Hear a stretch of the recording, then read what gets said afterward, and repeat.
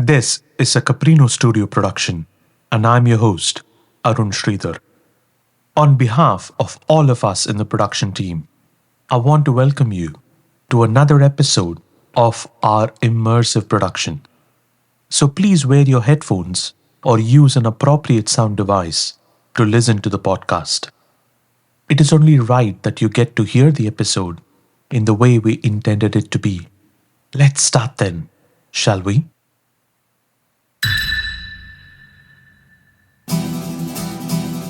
Anyone who loves Mexican food cannot get enough of the flavors, spices, and the brilliant colors that make it such a hot favorite. To say Mexican food hits our senses and soul would be an understatement.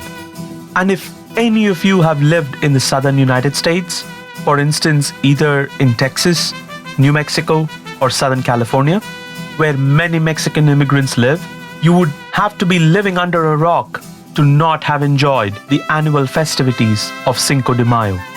Cinco de Mayo literally translates to 5th of May. It is an annual event that started way back in 1862 to celebrate the defeat of Napoleon and the invading French army at the hands of the Mexican army. Since then, Cinco de Mayo has been celebrated by both Mexicans and Mexican-influenced cultures alike.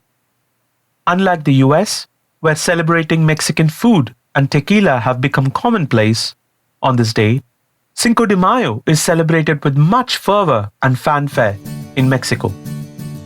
On this day, the country comes alive.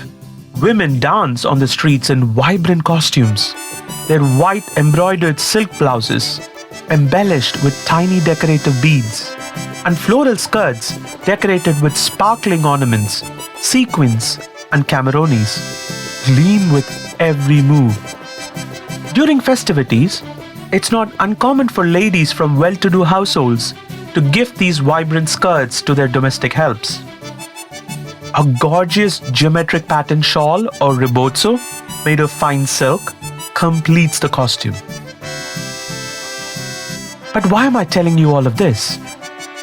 What if we told you that this iconic costume possibly has connections with a lady from India? A lady who was born during the Mughal era, who was kidnapped by pirates and ended up halfway across the world, living, and in between, a life that was full of trials, tribulations, and adventure. The dress that we alluded to is China Poblano, and historians have dated this costume to a 17th century religious woman called Caterina de San Juan. And this is her incredible story.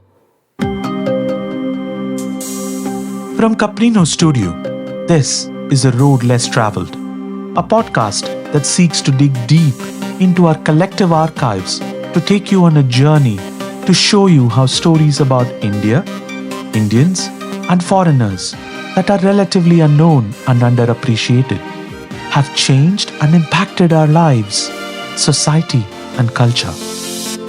Come along with us as we seek to hold your hands and travel through this amazing journey, paired with our own brand of unique storytelling, thoughtful music, and sound design to inspire, engage, and entertain you. If we have crossed paths before, a warm welcome back to you. For those who are new, there is only one way to get to know us and the stories. Get stuck right in and join us as we sail through this adventure together. Let's get started, shall we? I'm your host, Arun Sridhar. Now, to understand the story, let me take you back to a perilous and extraordinary chapter in Indian history. The year was 1606, and Mughals ruled the subcontinent. While their reign caused apprehension and worry for the largely Hindu population, the Mughal Empire was also a flourishing cauldron of cultural exchanges. Around this time, a young girl called Meera was born into an aristocratic, rich family in one of the cities of northern India. When she was very young, in order to evade an incoming foreign invasion, her family escaped to Surat in today's Gujarat. Surat, being a port city, was a Mughal stronghold. If you're acquainted with our history, you will know that Surat served as one of the key entry points for European trading ships, alongside Cochin in Kerala. The key to the chain of events that led to the girl, Meera, influencing Mexican culture must be understood in the context of the socio-political conditions prevailing in the 17th century India. Now, before I go there, I want to let you know about 3 ongoing parallel conflicts that steered the course of events in our story. First, the Mughals and the Portuguese were on the brink of war over several disputes. Second, the fledgling East India Company had just arrived in India and was involved in escalating tensions with the Portuguese, leading to multiple naval battles. And third, the western banks of India saw the rise of another force in the early 17th century, that of the spice pirates. These spice pirates, like the Portuguese Harmads and Arakanese Margs, first ravaged the Bengal and Burmese coastlines on Bay of Bengal, but now they had started an offensive on the Arabian Sea. One day, in a scene that would seem straight out of the movie Pirates of the Caribbean, a bunch of Portuguese pirates noticed a little girl playing on the beach with her baby brother. That little girl was Meera, the heroine of our story. The pirates abducted her and set off from Surat, snaking their way down to Cochin in Kerala. Meera was barely 10 at this time, but her fate already seemed very uncertain. Once in Cochin, much like what happened in most of the Americas at the time, Meera was soon baptized by the Portuguese Jesuits and now came to be known as Catarina de San Juan.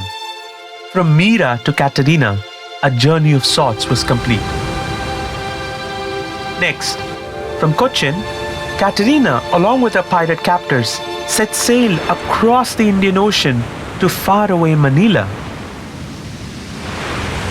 Manila, in the early 17th century, was the hub of notorious trans-Pacific slave trade, a global-scale network that supplied Asian slaves to Spanish America and New Spain. And if you were thinking if the pirates were any good to little Catarina, that is probably not the case. Much like any other slave of this period, her long stay in the slave markets of Philippines was not pleasant. She was starved, abused, and even sexually humiliated. Finally, a Spanish merchant purchased her from an auction in Manila in exchange for a few hundred pesos. Catarina had embarked on her final destination, to Mexico. In 1619, during a particularly heavy monsoon, after months of travel, Catarina arrived at the port of Acapulco on the Pacific coast of Mexico.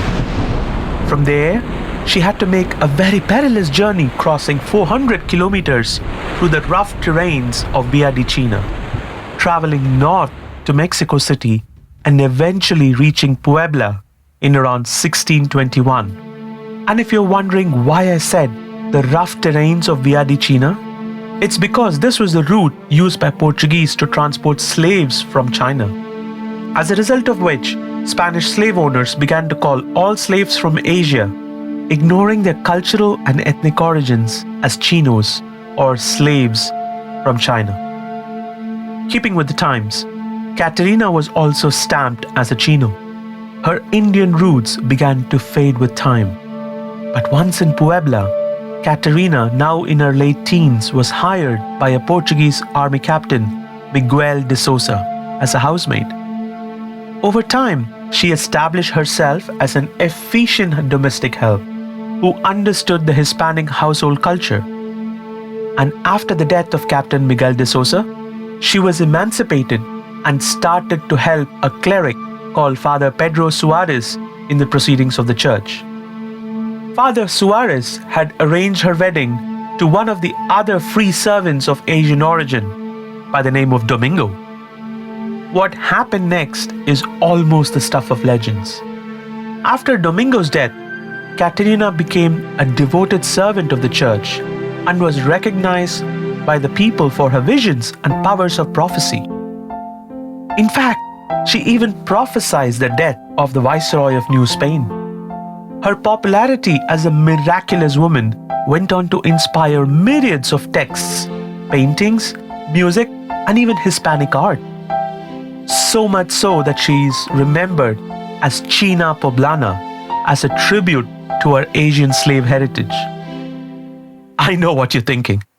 Nowhere during the course of her story did we attribute the bright fabrics of Cinco de Mayo to Caterina. And no, we did not forget. The reason we had to tell you this story is because today, the legend of Caterina de San Juan has been credited to the origin of the China Poblana costume of local women in Mexican folklore. Many believe that the style originated from the Indian fabrics and dresses that Caterina or young Mira had brought along with her from her homeland, Mughal India. While some might dispute this connection, you have to think about the counterpoint too. How or why did a slave woman from Mexico, draped in modest clothes, end up being one of the biggest cultural icons of Mexico? It is very likely that the Mexican church at the time, looking for a way to promote the ideology of religious devotion among women in society, found in Caterina the perfect icon for the purpose. Over time, it is very possible that her legend has been asserted by imagination. The link between Caterina de San Juan and China Poblana, the Mexican iconic folk costume, is still heavily contested among historians. Yet, the extraordinary life of Mira, from a royal resident of Mughal India to becoming a slave girl in a remote Mexican town and eventually achieving sainthood and inspiring one of Mexico's iconic costumes, will always be an astounding tale for generations to come. Her house in Puebla, which is now a hotel, has a porcelain statue of a smiling woman draped in ethnic China Poblana costume, standing with her hands on her hips. And there is also a ceramic plaque that reads, and I'm going to translate it from Spanish, quote, "In this house died the enchanting princess from great Mughal era, Mira." You've just listened to a Caprino studio production. Our stories were written and edited with the valuable help of Banshori Bhattacharya.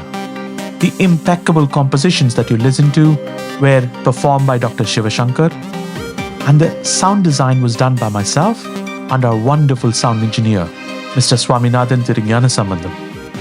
Look up our show notes and don't forget to follow us on Instagram and ensure you get all the updates on our WhatsApp channel. We will see you soon with more stories. Until then, stay well.